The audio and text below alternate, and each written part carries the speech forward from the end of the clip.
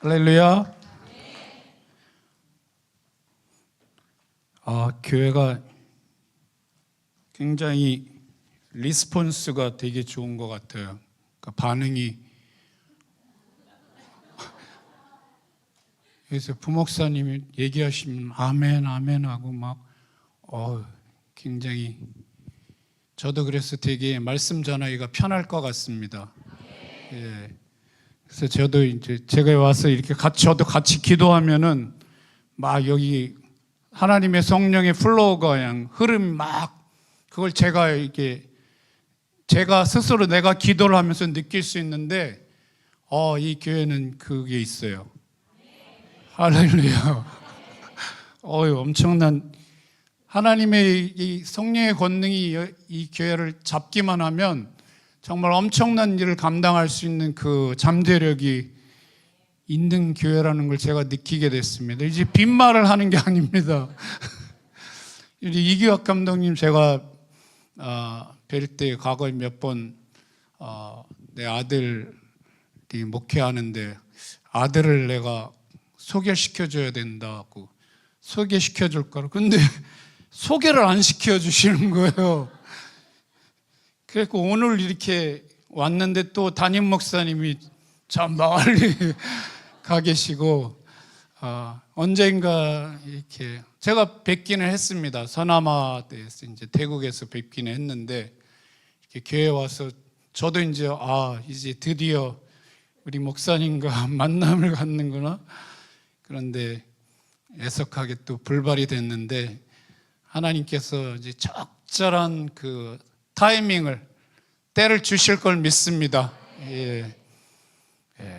저는 92년부터 인도에서 선교 사역을 하고 있고요. 이게 제가 주로 하는 사역은 이제 신학교를 통해서 인도 전역도 이제 네팔, 부탄, 미얀마 이런 지역의 신학 젊은이들을 훈련시켜서 이제 하나님 나라를 세우게 하는데, 특히 이제 제가 인도에서 주로 했던 사역은 미전도 지역의 교회를 개척하는 사역이고, 남인도에서는 제일 복음화가 안 된 나라가, 안 된 주가 카르나타카 주입니다. 카르나타카 주. 한번 따라해 보실래요? 카르나타카 주. 발음 잘하시네요.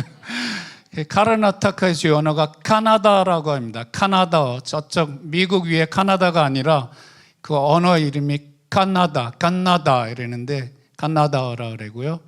그래서 그 주가 남인도에서 제일 복음화가 안 됐고, 그리고 이제 북인도에 이제 교회를 세우고 그런 비전을 가지고 이제 일해왔는데, 주로 이제 카르나타카 주에 저희가 교회를 많이 개척했습니다. 그래서 저희가 이제 열방기도 센터를 세우는 것도 우리가 사는 벵갈로에 세운 게 아니라, 교회가 많이 개척된 지역, 여러 지역이 있는데 그 기차를 타고 12시간, 13시간 가야지 도착하는 곳입니다. 거기 한 10여 개의 교회가 있고 성도님들이 있어야 기도를 하잖아요, 밤낮으로. 할렐루야.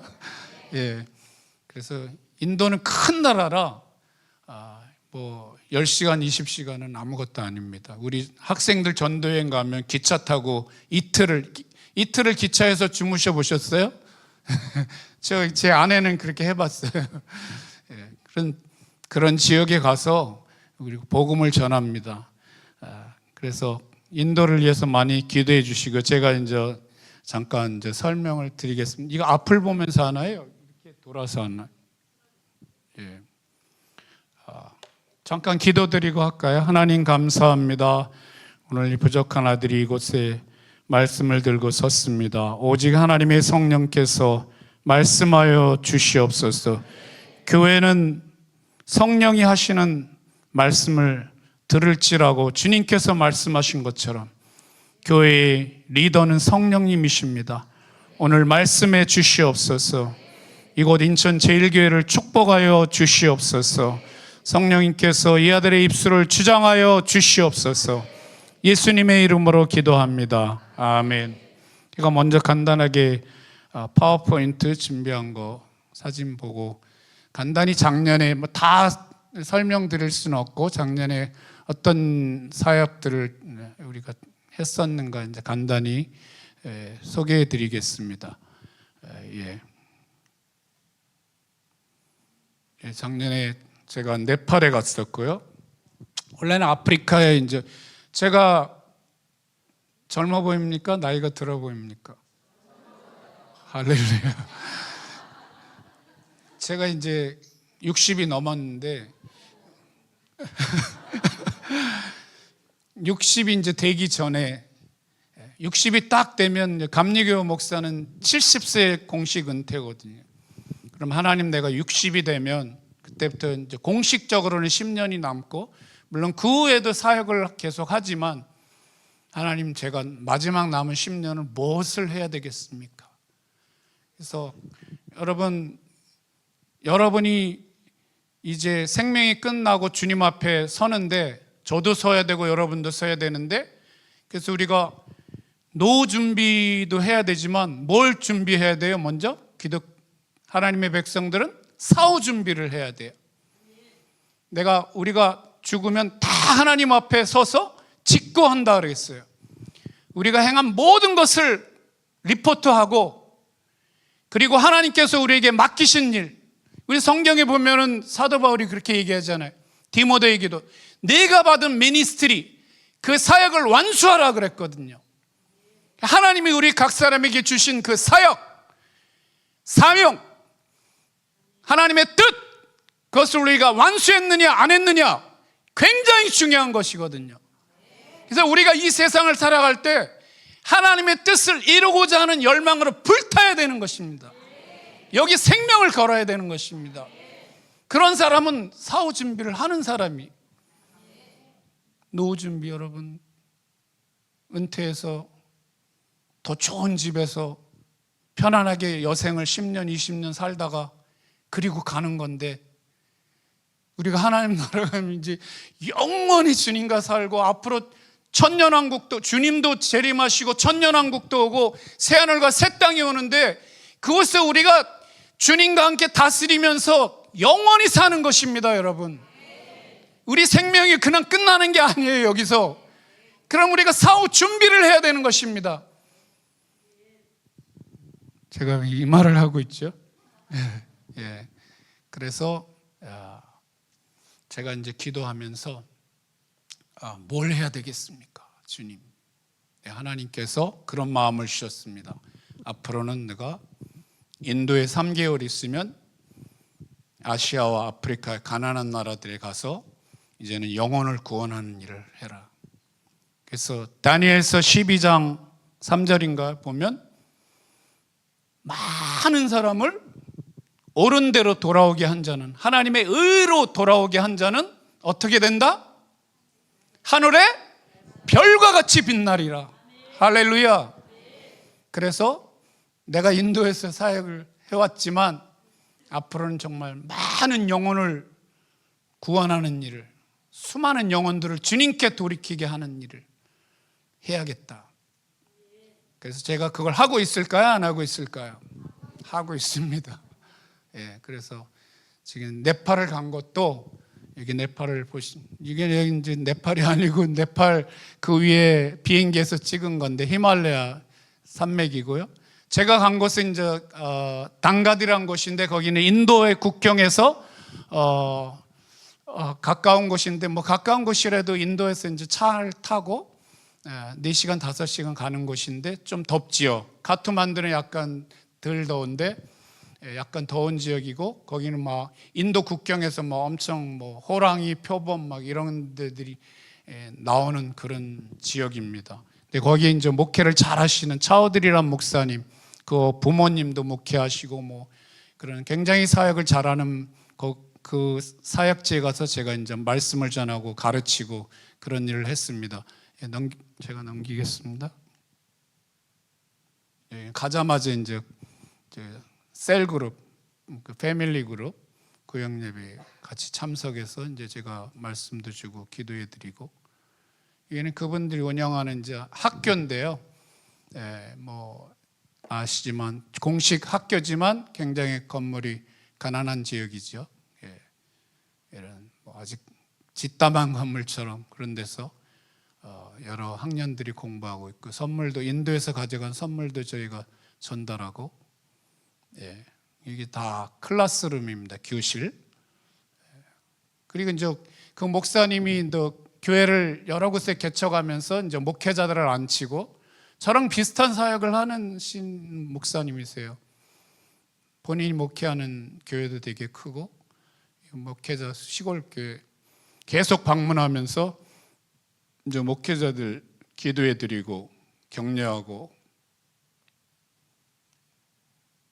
여기도 다른 교회 가서 기도해드리고 말씀 좋은 격려의 말씀도 드리고 여기는 이제 장인어른이 목회하는 교회도 여기도 많은 수백 명 나오는 교회 점심 식사하기 전에 여기도 이제 다른 교회 가서 기도해드리고 사역자들 여긴 네팔은 토요일 날 주일 예배를 드립니다. 그래서 토요일 날 이제 주일 예배 제가 말씀 전하고 여기도 성도님들 지금 기도하는 장면이고요. 제가 설교하고 있고요. 여긴 찬양 인도 팀이고요. 제가 네팔 모자 선물 받은 거고요. 네팔식 식사. 굉장히 덥습니다. 쉽지는 않습니다. 이게 어린이 사역,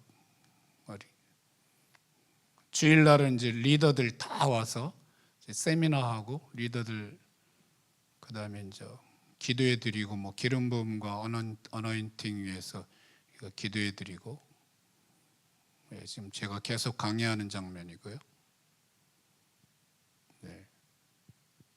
여기 또 필요한 은사의 그런 것들 제가 얘기하면서 이제 네팔에 가서 이건 아닌데 이거를 해야 되네.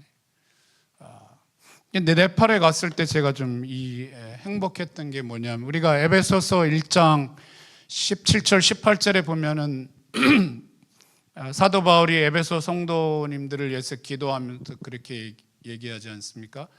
하나님께서 너에게 지혜와 계시의 정신을 주사 세 가지를 알기를 원한다 그랬죠. 사도 바울이 뭐를 알기를 원한다 그랬죠?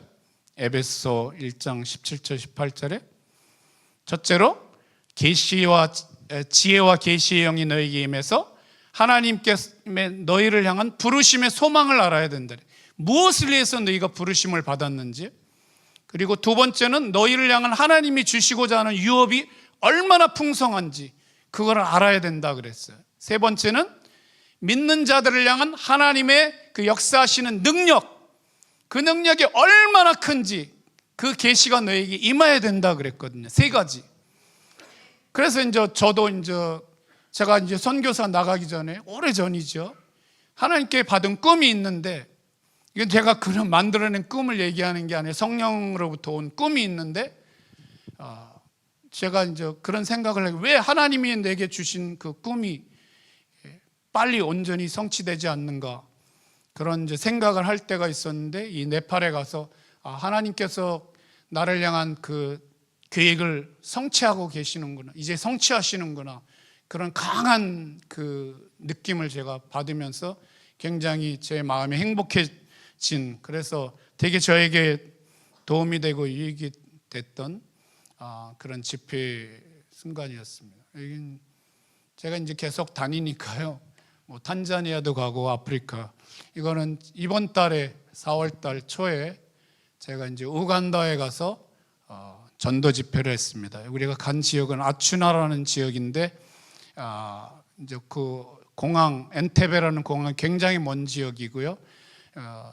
여기는 이제 시골 지역인데 반정부 세력이 돼갖고 마을 주민들이 정부군과 싸우다 잔인하게 수많은 사람이 살해되고 다른 나라로 도망가기도 하고 막 그런 상처가 많은 지역인데 이 길도 비포장길 막 가서 사역하기는 쉽지 않았던 그런 야외에서 제가 하는 것은 거의 다 야외에서 하는 전도 집회고요. 여기 이제 밤에 아프리카 자녀들이고요. 우간다 밤에 이제 집회하는데 둘째 날에 첫째 날은 또 많은 예수 믿겠다고 하는 수많은 결신자들이 있었고 또 무슬림 신자도 개종됐고, 둘째 날에는 성령께서 굉장히 강력하게 역사하시고 하나님의 성령께서 여기 엄청난 머리 두통을 가진 사람들이 있다, 그 사람들을 불러내라 그래서 제가 엄청난 두통에 시달리는 사람들 나오라는데 몇 명이 나왔는데, 저는 그냥 강단에서 손을 뻗고 기도만 하는데 그때 하나님 성령이 역사하시면서 한 자매님이 그냥 계속 토하면서 그냥 귀신이 나가기 시작하고 그러면서 치유의 역사들이 일어나고 많은 사람들이 주님께 나오는 그런 집회가 됐습니다. 여기는 저 이제 열방기도 센터를 저희가 인도에 짓고 있는데, 하나님께서 제게 주신 소명 가운데 하나가 복음을 듣지 못한 수많은 족속들에게 나가는 것, 그것이 이제 템포리 윈도우라고 하는데 선교 용어로. 그래서 저희가 하나님께서 저에게 주신 부담감이 우리 베델 새생명교회 성도들이 이 열방기도 센터에 와서 밤낮으로 24시간 계속 기도하는 거죠. 특별히 북아프리카 무슬림권, 중동 무슬림권, 인도 대륙 무슬림 힌두권, 불교권, 그 다음에 이제 중앙아시아, 아프가니스탄을 비롯해서 전부 거의 무슬림권이죠. 거기는 이제 복음이 들어가지 못하고 있잖아요. 그래서 이제 저희 열방기도 센터를 세워서 24시간 기도를 하는 겁니다. 열방의 구원을 위해서. 이것은 쉬운 작업이 아닙니다, 여러분. 낮에 와서 여러분 여기서 그냥 매일 기도하는 것도 쉽진 않죠. 근데 밤낮으로 계속해서 모든 성도님들이 거기 와서 기도하는 거는, 이거는 그렇게 쉬운 일이 아닙니다. 그래서 저희가 지금 하고 있는데 열방기도 센터 기공 예배 드린 장면이고요. 이거 좀 돈이 다 주어져서 한 게 아니라 제가 이제 믿음으로 시작하는 겁니다. 하나님께서 하게 하셔서. 땅도 여기가 굉장히 딱딱해 갖고 이거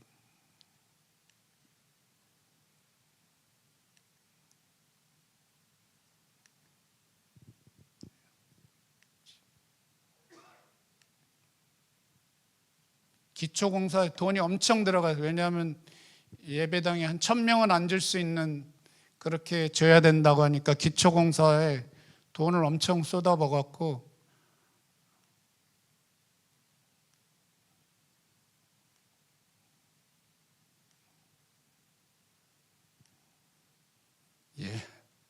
지금 여기까지 돼 있고요. 건축이. 그게 지금 1층 콘크리트를 쳐야 돼요. 이제 면적이 넓으니까 6천만 원이 있어야 1층 지붕 위에 콘크리트를 칠 수가 있어요.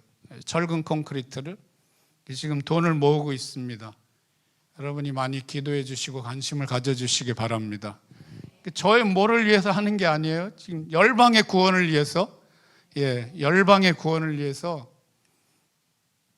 여기는 이제 저희 고아원 아이들, 자란 아이들, 지금 대학교 다니는 아이들도 있고 졸업해서 직장 다니는 아이들 있는데, 저희 생일 파티하는 장면이고요. 이블린이라고 생일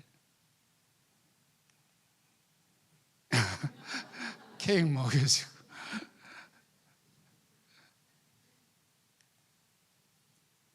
여기 저희 주일 예배 학생들, 또 월요일 채플 그런 거 이제 간단히 소개해 드리냐고.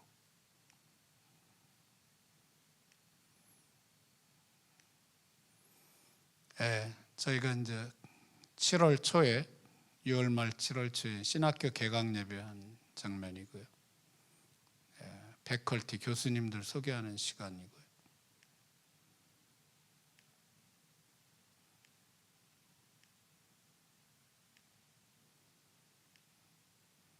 신학교 영성 부흥회는 저희가 1년에 2번 정도 3일간 또 금식도 하면서 이렇게 치유를 위해서, 또 성령의 충만함, 성령세를 위해서 여러 가지로 이렇게 하고 있고요.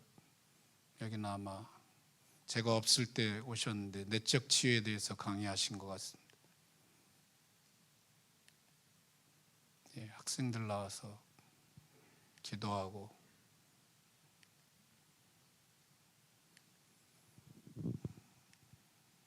저희가 열방 금식 기도회를 합니다. 원래는 한 달에 한 번씩 하라는 지금 거의 뭐 두 달에 한 번? 하여튼 최대한 우리가 하려고 하는데 하루 금식하면서 특별히 고통당하는 나라들, 지금 이제 세계 어려운 나라들이 우크라이나, 미얀마는 아직도 엄청난 내전이 진행되고 있고요. 북한, 또 여러 나라들이 있죠. 그런 나라들을 위해서 이번에는 한국을 위해서도 많이 기도했고 그런 긴급한 기도 제목을 놓고 금식하며 기도하고 또 힌두권, 모슬렘권의 나라들을 위해서 기도 제목을 갖고서 이거 열방 금식 기도회를 합니다. 여기 지도 보이죠? 예. 한국을 위해서도, 한국 엄청 어려웠잖아요. 한국을 위해서, 북한을 위해서 기도하고,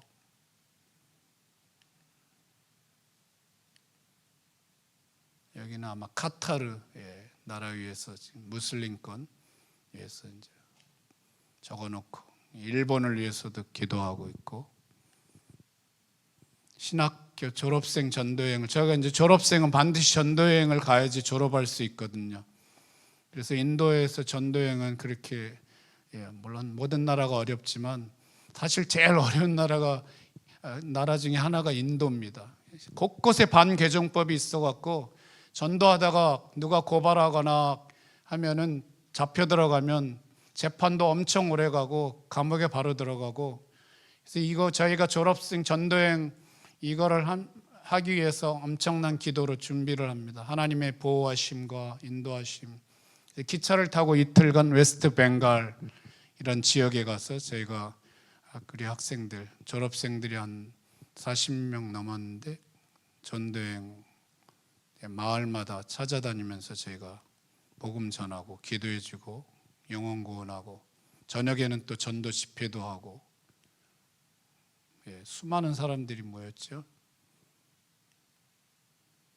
저도 이제 짧은 날 가서 같이 전도하고, 야외에서 시장입니다. 여기 인도에서 지금 시장 바닥에 가서 전도하고 막 전도 프리칭하는 게 이거 쉬운 일이 아닙니다. 저희 이제 카나다하로 목회하는 교회는 매달 1월 달에 1월 1일부터 31일까지 금식 기도회를 합니다. 30일간 금식하면서 기도하는 장면이. 사이먼 피터라는 목회자가, 우리 동희 선교 자매님 잘 아시죠? 인도하고, 이번 3월 11일 저희가 저희 신학교 24회 졸업식을 가졌습니다. 약 한 50여 명 정도가 졸업을 했습니다.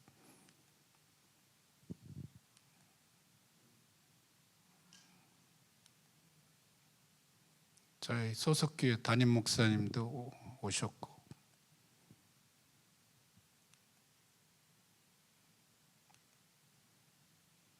또 제가 이제 우리 교장 자리도 우리 부학장에게 다 인계하고 안수식하는 장면이고요. 저는 이제 앞으로 또 다른 사역들이, 열방기도 사역도 이제 해야 되고, 여러 가지. 저희가 반개종법이 있어도 저희가 이제 마을마다 집 찾아가서 거기서 전도하고, 저희 목회자 BS 바바라는 목회자가 이제 전도하러 이제 가서 거기서 예배도 드리고 하는 장면이고요. 저희 신학교인데 물 문제가 너무 심각해 갖고 물이 없으면 지금 물이 뭐 100명 가량의 신학생들이 매일 생활해야 되는데 물이 없으니까, 그래서 저희가 우물을 팠습니다. 돈도 굉장히 많이 들어갑니다.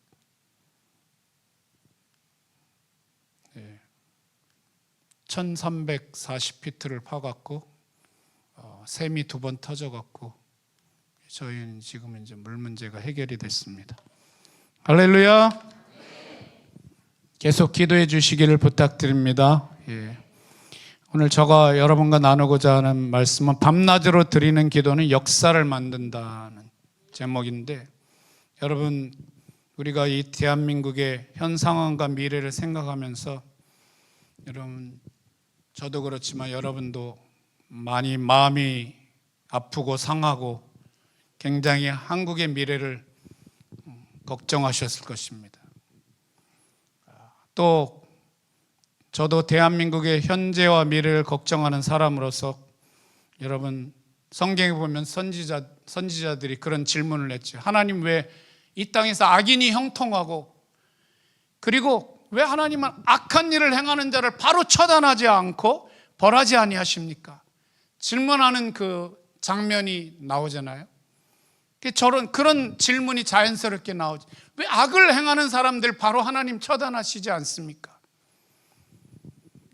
그래서 우리가 이 나라를 이끌어가는 그런 지도자의 모습과 정책에서 우리는 이 나라의 미래가 어떻게 될 것이라는 것을 볼 수가 있기 때문에 지금 일어나고 있는 우리 대한민국의 현실을 여러분 너무나 걱정스러운 마음으로 우리가 바라보고 기도하고 있는 것입니다. 그런데 여러분 2000년 전에 우리가 나라를 걱정하고 애가 타는 마음을 가진 똑같은 마음을 가지고 유대 민족을 인해서 고통당했던 사람이 있었는데 그 사람이 누굽니까?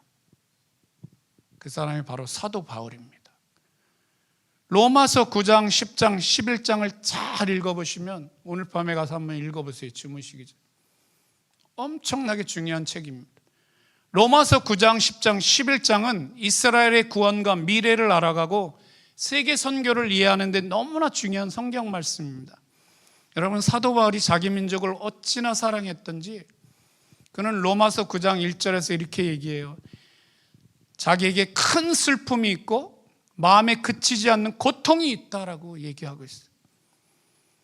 사도 바울은 이스라엘 민족이 주님 앞에 돌아올 수만 있다면 자신은 저주를 받아서 예수 그리스도에게서 끊어질지라도 그것을 원한다라고 고백합니다. 여러분 그런 고백하십니까? 여러분 나는 대한민국이 다 주님 앞에 돌아온다면 나는 예수 그리스도에게서 저주를 받아서 끊어질지라도 주님 원합니다. 내 민족을 구원해 주세요. 이런 기도 해보셨던 분? 한 분도 안 계세요? 근데 사도 바울은 이런 기도를 했어요. 할렐루야. 엄청난 사람입니다. 사도 바울은 여러분 다메섹 도상에서 부활하신 예수님을 만나고 회심한 후에 이스라엘의 구원을 위해서 기도하기 시작했어요. 그런데 희한하게도 이스라엘 민족에게 복음을 전하면 전할수록 그들의 마음은 강팍해지고 복음을 거부하고 복음을 전하는 바울과 동역자들을 핍박하는 것이었습니다. 여러분 사도 바울이 무슨 목적으로 주님께 부르심을 받았습니까? 사도행전 9장 15절을 보면 예수님이 제자 아나니아에게 나타나 이렇게 얘기하시죠. 주께서 가라사대 가라, 이 사람은 내 이름을 이방인과 임금들과 이스라엘 자손들 앞에 전하게 하여 택한 나의 그릇이라. 여러분 사도 바울은 왜 부르심을 받았습니까? 성경에 사도 바울은 누구 앞에 서기 위하여? 이스라엘 자손들 앞에 서고 이방인들 앞에 서고 여러 임금들, 왕들 앞에 서기 위해서 불렀다 그랬습니다. 그래서 여러분 사도 바울이 초기 선교사로 일할 때는 가는 곳마다 유대인의 회당을 찾아가서 유대인들에게 복음을 전했습니다. 그런데 어떤 일이 벌어졌습니까? 가는 곳곳마다 유대인들은 복음에 저항하여 사도 바울을 죽이고 해하려고 하였습니다. 그러면서 점점 더 사도 바울은 이방인들을 향한 복음 전도의 여정을 넓혀가게 되죠. 그런데 사도 바울이 가는 이방인들이 가는 곳마다 수많은 이방인들이 복음을 받아들여요. 회개하고 주님 앞에 나오고 점점 이방 지역에 사도 바울과 그 팀의 노력으로 수많은 교회들이 세워지게 됩니다. 그런데 사도 바울의 마음에는 큰 슬픔이 있었어요. 그 슬픔이 뭡니까? 내 민족 유대인들은 점점 예수 그리스도를 거부하고 불신앙을 가지고 심판의 지옥불로 떨어지고 있는데 왜 나는 우리 민족도 아닌 이방인에게만 찾아가서 복음을 전해야만 하는가? 여러분 예수님도 유대인이에요. 복음 전파도 유대인에게부터 시작됐어요. 성경도 유대인의 손에서 기록되었어요. 그런데 왜 나는 유대인은 구원 못하고 이방인들만 구원해야 하는가? 이것이 사도 바울의 최대의 고민이었어요. 나는 내 민족을 사랑해. 나는 내 민족을 위해서 나의 목숨도 기꺼이 버릴 수 있어. 아니, 내 민족이 전부 예수 그리스도의 구원 앞으로 나온다면 나는 저주를 받아서 그리스도에게서 끊어져도 좋아요. 이것이 사도 바울의 생각이고 소원이었습니다.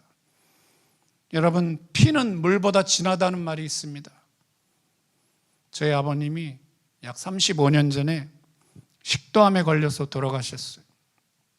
우리 아버님으로 인한 상처가 많아요. 가정에 충실하지도 않았고 어머니를 그렇게 사랑하지도 않았고. 그런데 이 아버님이 구로동 고대병원에서 돌아가셨는데, 아버님이 이제 식도암 수술을 앞두고 고대병원에 입원했는데 어느 날 간호사 의사가 와서, 아마 그게 내시경이었던 것 같아요. 내시경을 이제 입으로, 입에는 이제 식도에 이제 혹이 난 거 아닙니까?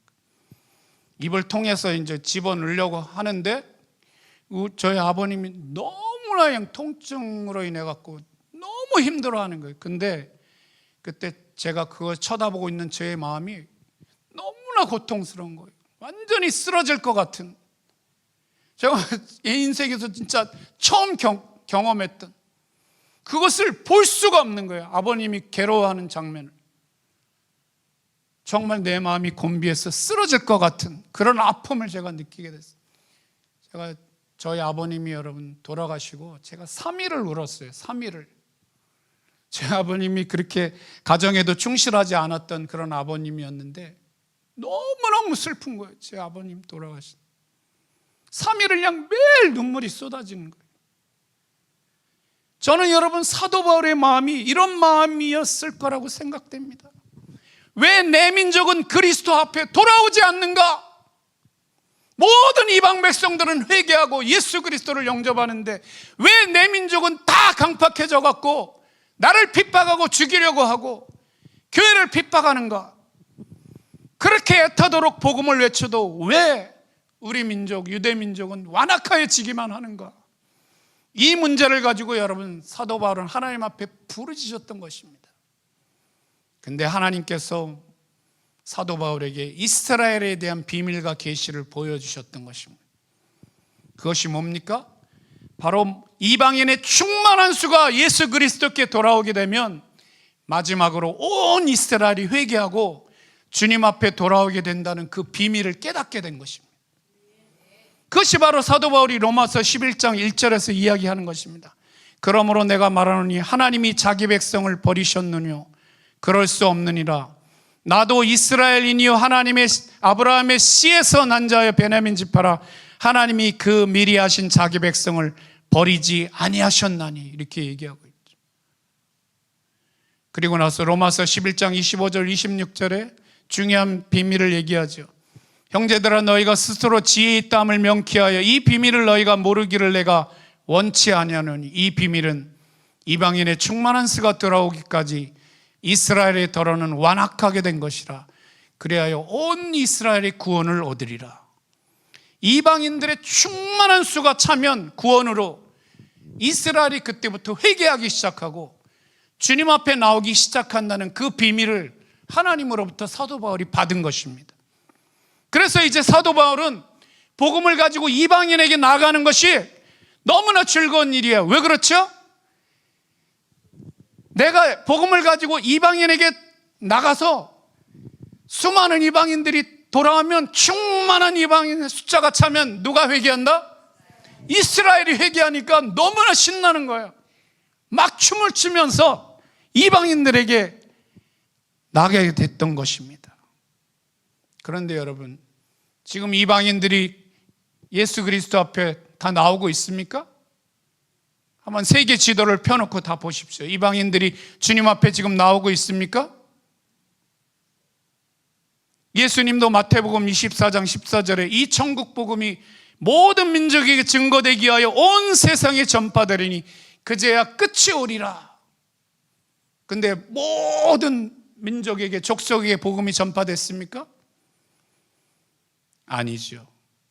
지금 천국 복음은 모든 민족에게 증거되어야 하는데 북아프리카를 보십시오. 다 무슬림권, 선교사도 들어갈 수가 없어요. 중동, 이스라엘을 포함해서 인도 대륙권, 인도, 파키스탄, 방글라데시, 스리랑카, 네팔 거의 다 이방민족, 선교사가 사역하기 어려운 지역들도 엄청 많고, 인도에도 복음화율이 0.1% 미만인 지역들이 엄청 많고, 아프가니스탄을 포함한 그런 탄자 들어가는 나라들, 타지키스탄 다 무슬림권. 선교사가, 그런 나라들은 여러분 선교사가 들어와서 복음을 전하기 힘든 법들을 만들어 놓아서 비자를 받기가 어렵습니다. 그리고 인도에는 반개종법이라는 법을 여러 주에 만들어 놓고 10개의 주에 지금 그 법이 있어요. 저희가 사는 카라나타카 주에도 반개종법이 있어요. 복음을 전하는 자들에게 족쇄를 채우려고 하는 일을 하고 있습니다. 여러분, 지금 힌두권과 이슬람권은 복음이 빨리 들어가지 못하고 답보 상태에 있습니다. 사탄이 여러분 세상 나라 곳곳에 악법과 악한 단체와 여러 제도를 만들어서 자신의 강력한 성을 쌓고 있는 것입니다.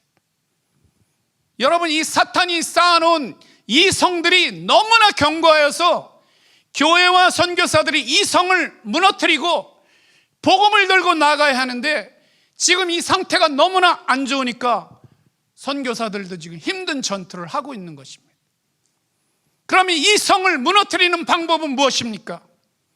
그것은 여러분 믿음으로 기도를 통하여 영적인 싸움을 싸우는 것입니다. 예수님께서 기도와 금식이 아니면 이러한 유가 나갈 수 없느니라 이렇게 말씀하신 것처럼 우리는 기도로 믿음의 선한 싸움을 싸워야 되는 것입니다. 우리가 기도하는데 생각나면 기도하는 게 아닙니다. 24시간을 밤낮으로 주님 앞에 부르짖는 것입니다. 그것이 깨어있는 파수꾼의 기도입니다. 여러분, 하나님께서는 우리 각자와 교회와 나라들을 향한 계획을 가지고 있습니다. 그런데 하나님이 우리를 향한 계획을 가지고 있다고 해서 그 계획이 자동으로 성취되는 것이 절대 아닙니다. 여러분, 여기 제가 여러분 비전, 제일교회 비전을 봤을 때 저 행복했습니다. 이거 엄청난 비전이잖아요. 근데 이 비전을 이루려면 어떻게 해야 돼요? 이 제일교회 성도님들이 밤낮으로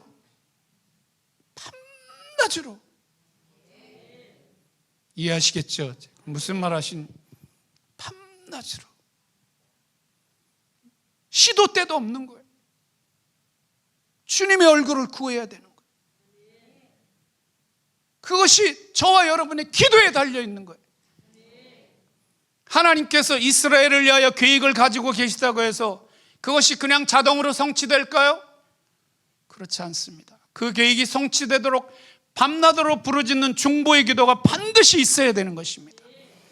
그래서 예루살렘의 회복을 위해 하나님께서는 지금 세계 여러 나라에, 지금 이스라엘, 예루살렘에만 해도 제가 알고 있는 24시간 기도하는 단체가 3단체가 있고, 세계 곳곳에서 지금 이스라엘을 위해서 기도하는 역사들이 지금 일어나고 있습니다.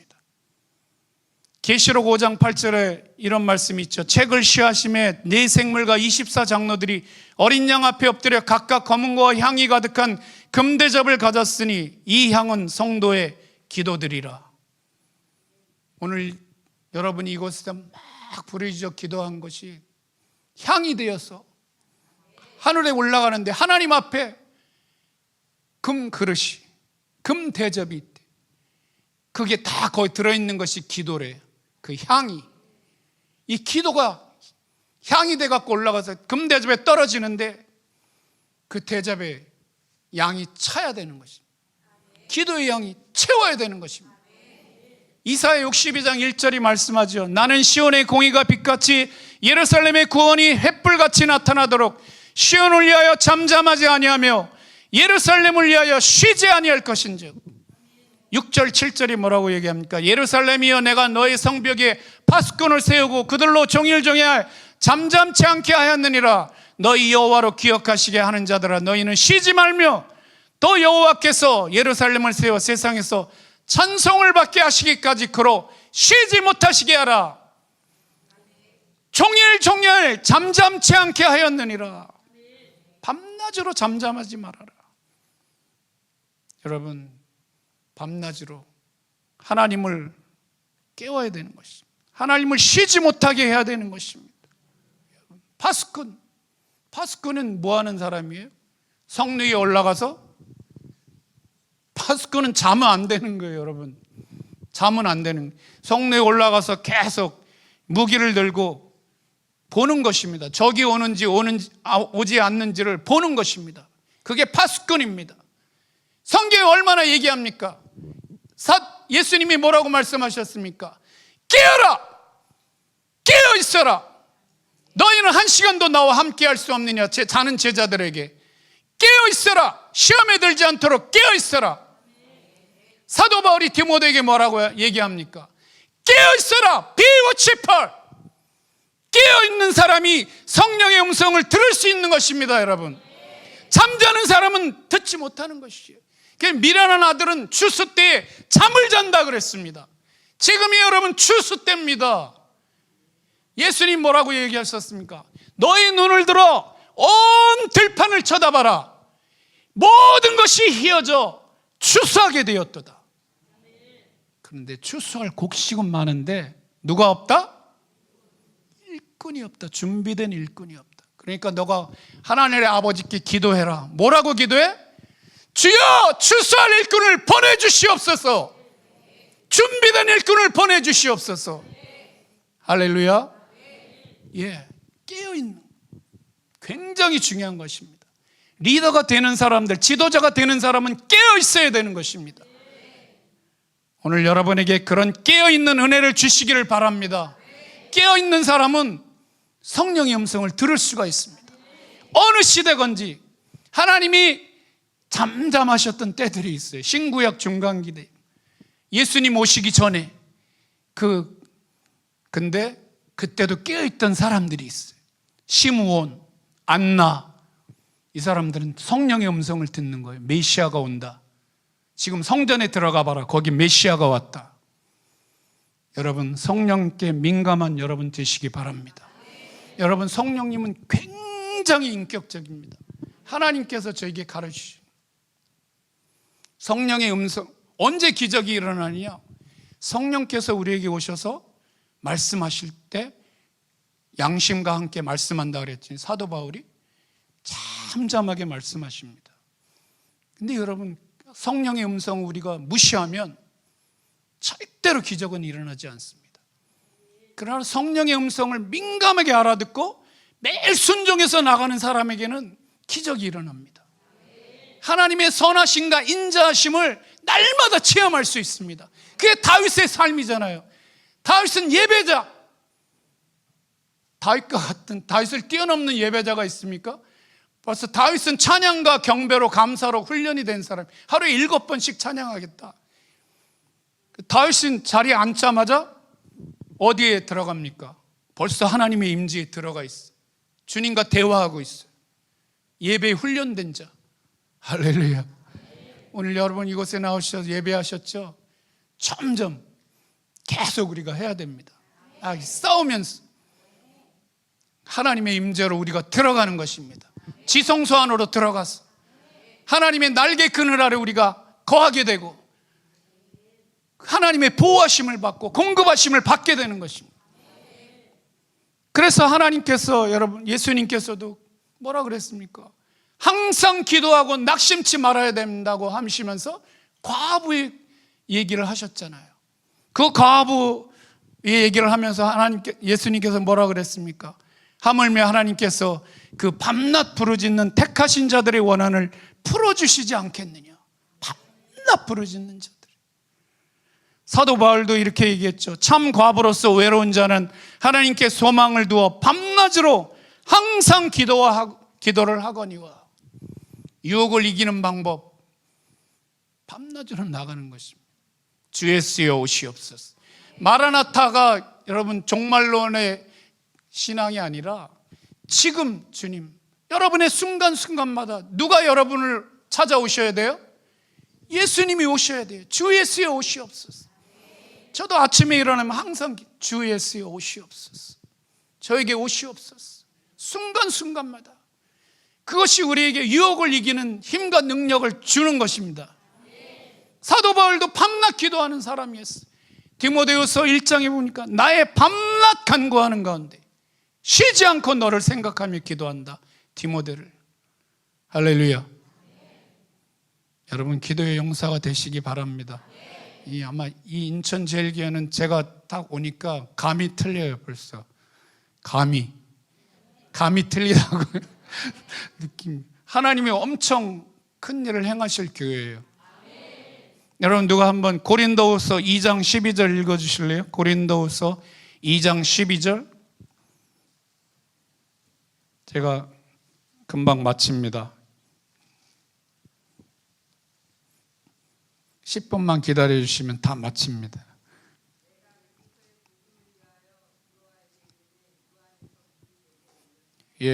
사도 바울이 내가 드로아의 이름에 주 안에서 문이 내게 열렸다. 여기서 여러분 문이 열렸다는 굉장한 것입니다. 이 복음의 문이 열렸다는 것입니다. 예수 그리스도의 비밀을 말할 수 있는 문이 열렸다. 복음의 문이 열리지 않으면 여러분 복음을 전할 수가 없습니다. 복음 전도 사역은 달걀 가지고 가서 바위에다가 던지는 그런 사역이 아닙니다. 복음 전도 사역은 우리의 기도를 통해서 하나님의 성령께서 운행하시고 성령이 가서 문을 여는 것입니다. 그러면 그때 기적이 일어나는 것입니다. 그래서 우리가 기도하는 것입니다. 저는 이걸 체험을 했어요. 99년에 여러분 엄청난 그 인도의 호주 선교사가 여러분 두 아들하고 그냥 집차에서 불에 태워져 순교했잖아요. 구자라트 오리사주에서. 그리고 나서 여러분 구자라트주에서도 뭐 교회들이 엄청 불타고 인도 전역에 제가 2000년에 인도 들어갔을 때 핍박 대핍박. 그래서 복음 전하는 거 두려워하고 그럴 때 제가 들어가서 동역자하고 성도 몇 분 있었는데 여기 기도하면서 하나님 어떻게 복음을 전하고 여기 교회를 세울 수 있습니까? 기도했을 때 하나님께서 매일같이 모여서 기도해라. 그래서 몇 명 안 되지만 허름한 집에 모여서 매일 밤 8시 3개월을 매일같이 모여서 기도하는데 하나님이 복음의 문을 여시기 시작했습니다.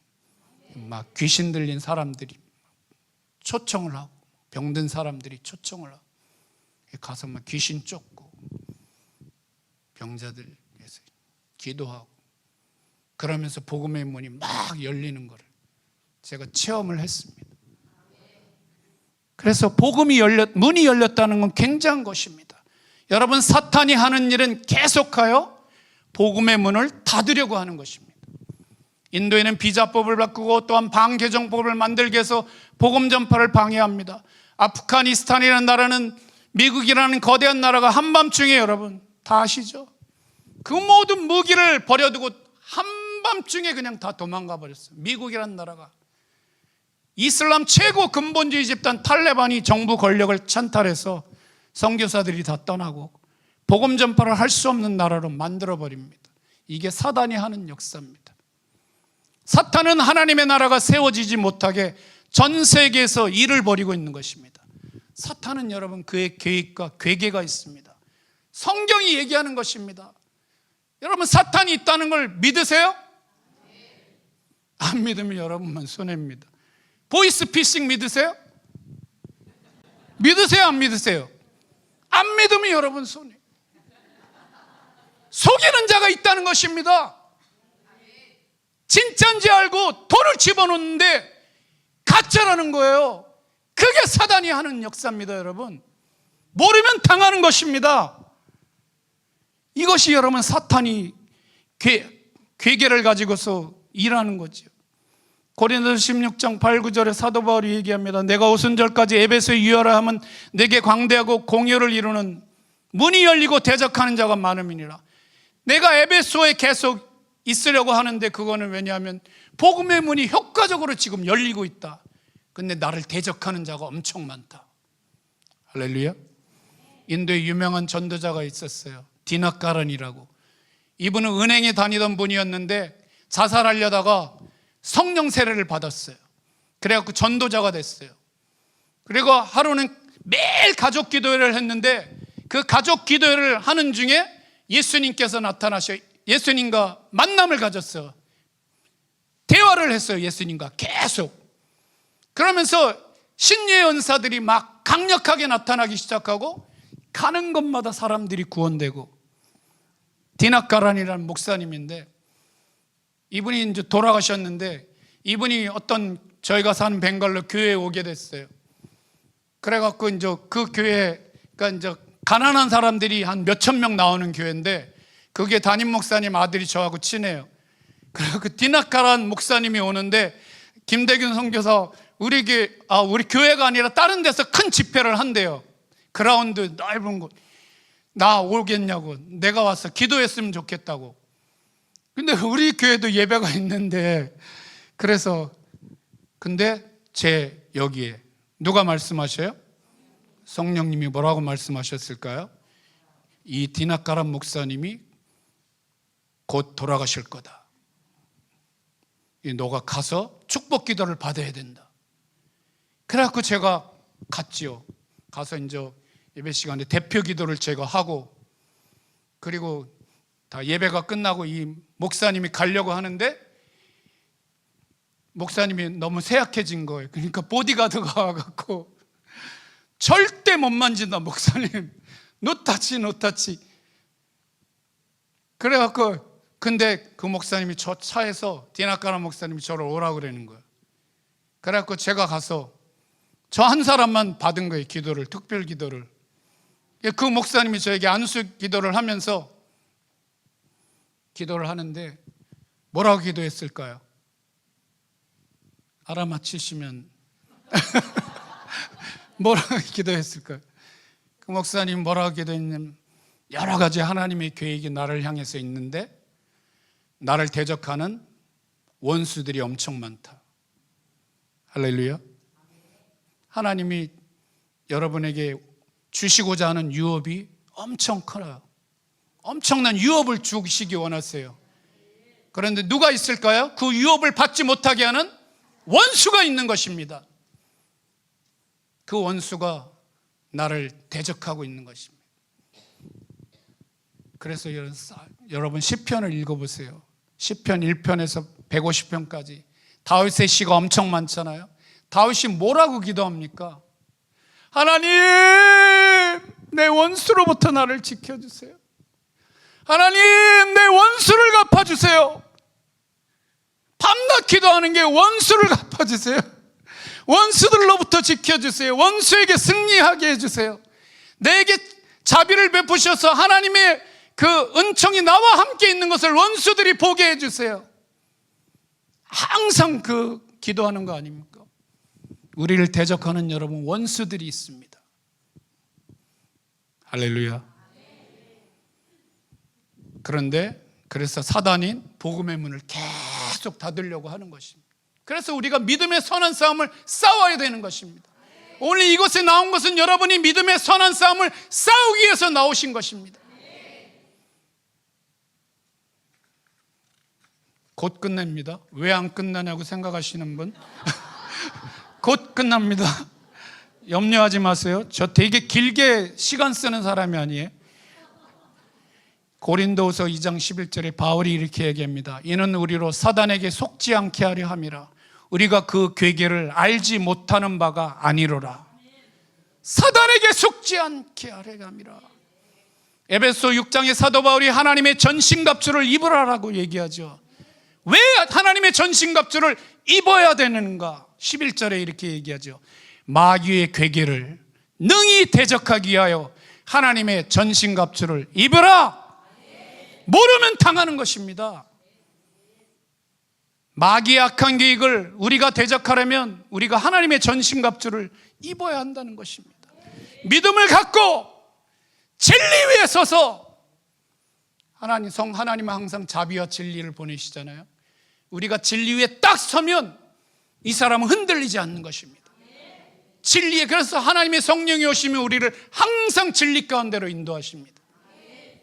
진리 위에 서서 구원의 토구를 쓰고 성령의 감을 가지고서 매일 싸우는 것입니다. 이것이 사도 바울이 이야기하고 있는 요지의 말씀이에요. 에베소 6장 13절에 이렇게 얘기하죠. 이러므로 하나님의 전신갑주를 취하라. 이는 악한 날에 너희가 능히 대적하고 모든 일을 행하는 후에 서기 위함이라. 어떤 날에 너희가 마귀를 대적해야 돼? 악한 날에. 악한 날에. 여러분, 6월에 대통령 선거 끝나고 좋은 날이 올지 악한 날이 올지 아무도 모르죠? 기도 많이 하세요. 우리 기도 많이 해야 됩니다. 여러분, 코로나 바이러스가 퍼져나갈 때 좋은 날이었어요? 인도에서 엄청 죽은 델타 바이러스 번져갖고, 여러분, 한국은 수많은 교회들이 문을 닫았어요. 종교의 자유가 억압됐어요. 하나님의 백성들이 떠났어요, 교회를. 좋은 날입니까? 악한 날을 우리가 통과했어요. 근데 여러분, 이것보다 더 악한 날이 얼마든지 온다는 것입니다. 지금 일본에는 여러분 대지진이 나는 건 이건 명확관여한 거예요. 지질학자들도 다 알고 있고 하나님의 영계를 뚫어보는 사람도 다 알고 있어요. 일본에 대지진이 온다는 거. 그러면 수만 명, 수십만 명이 죽게 돼요. 악한 날이 언제 찾아올지 모르는 것입니다. 그래서 사도 바울이 얘기하는 거예요. 너희가 악한 날에 늘 설 수 있으려면 하나님의 전신갑주를 입어라.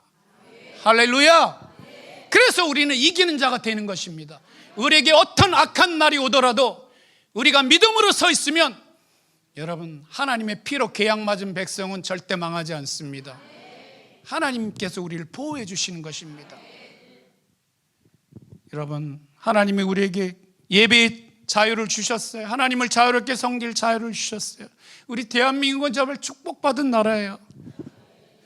그런데 고난이 있다고 그래요. 앞으로 몇 년간 이 악한 날이 올 때 우리가 설 수 있도록 여러분 매일 밤낮으로 부르짖으시기 바랍니다.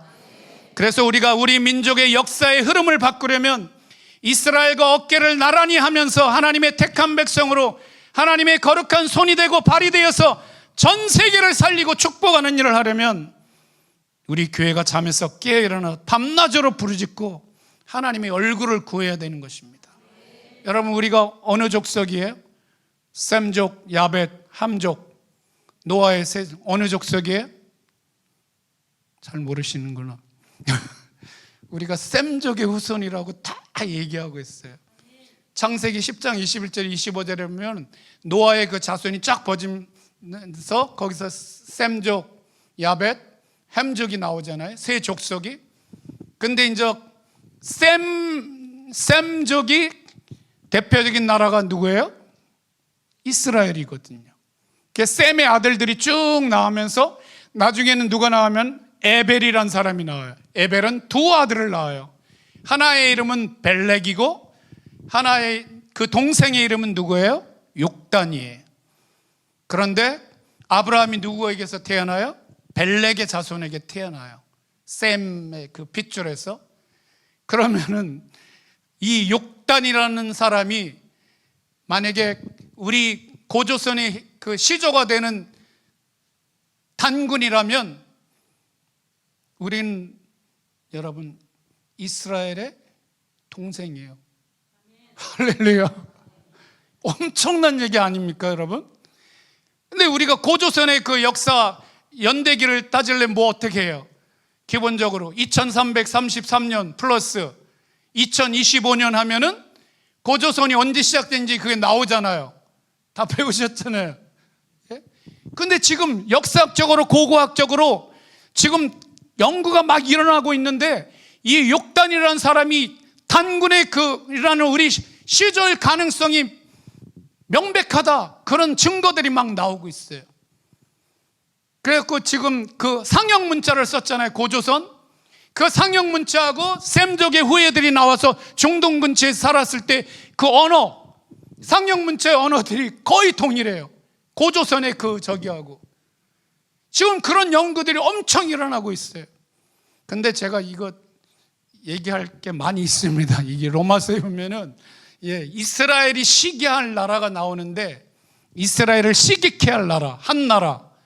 지금은 그거 얘기하는 시간이 아니라 제가 얘기하고자 하는 것은 여러분 우린 하나님께서 우리 민족을 향해서 엄청난 계획을 갖고 있는데 왜 말세 하나님이 한국을 이렇게 축복하시느냐?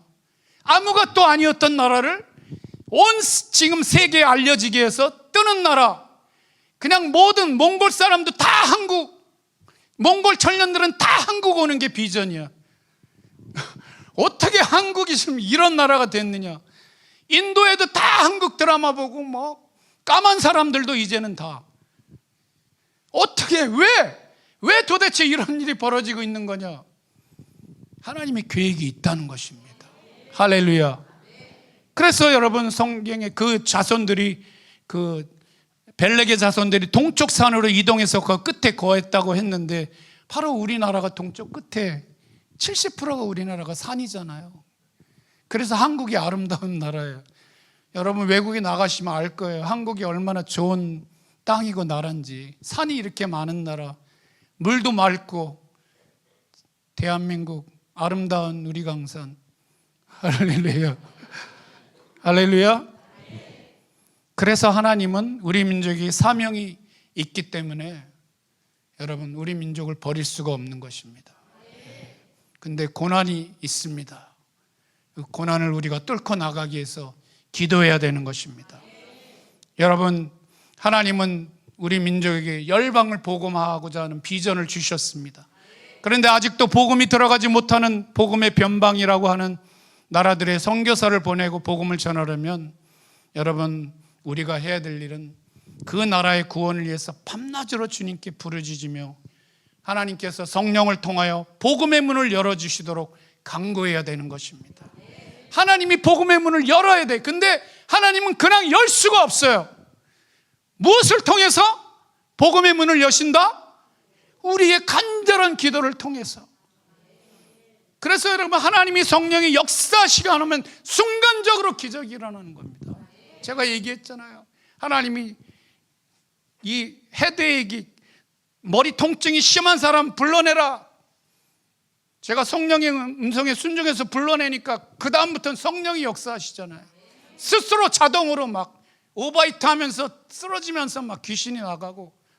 할렐루야. 제가 며칠 전에 꿈을 꿨는데 빵을 쫙 만들어진 빵이 있는데 저도 제빵사예요.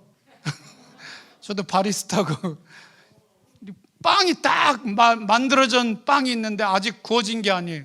근데 제가 기도를 했어요. 하나님, 이 빵이 다 익어지게 해주세요.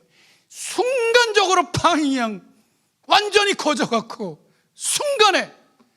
제가 탁 꿈을 깨면서 제 와이프가 들어왔을 때 여보 내가 100만 불짜리 꿈을 꿨다. 100만 불짜리. 하나님의 성령이 저와 여러분의 삶에 역사하면 순간적으로 기적이 일어나고 순간적으로 역전이 일어나고. 에스더가 여러분 유대민족이 다 죽게 됐는데 에스더가 3일 기도 금식하고 왕 앞에 나갔어요. 그런데 왕이 금호를 내밀었어. 그러면서 네가 원하는 게 뭐냐? 그러니까 하만의 그 계획을 얘기했잖아요. 유대인을 다 죽이고자 하는 순간의 역전. 하만이 다 장대에 달리고 그 원수 유대민족을 싫어하는 미워하는 그 사람들 다 죽이라 그랬잖아요. 할렐루야. 하나님의 역사는 순간입니다. 순간. 성령이 역사하시면. 그래서 여러분 성령님과 동행하는 자가 되십시오. 성령님은 여러분 엄청 우리가 생각하는 것 이상으로 인격적입니다. 성령은 그냥 바람이나 불이 아닙니다. 여러분 성령은 인격자. 무슨 얘기인지 아시죠? 성령은 근심도 하시고 화도 내시고 또 분노도 하시고 기뻐도 하시고. 우리가 우리 안에 계신 성령님을 어떻게 대우하느냐? 성령이 어디 계세요? 우리는 하나님의 성령이 거하시는 성전이다. 이 안에 계시는 성령을 소멸하지 않고. 그래서 축도가 사실 뭡니까? 하나님 아버지의 사랑과 예수 그리스도의 은혜와 성령의 교통하심이 너희 무리와 함께할지어다. 성령의 뭐예요? 감화감동이 아니에요. 교통, 커뮤니언, 24시간 성령님과 교제하는 것입니다.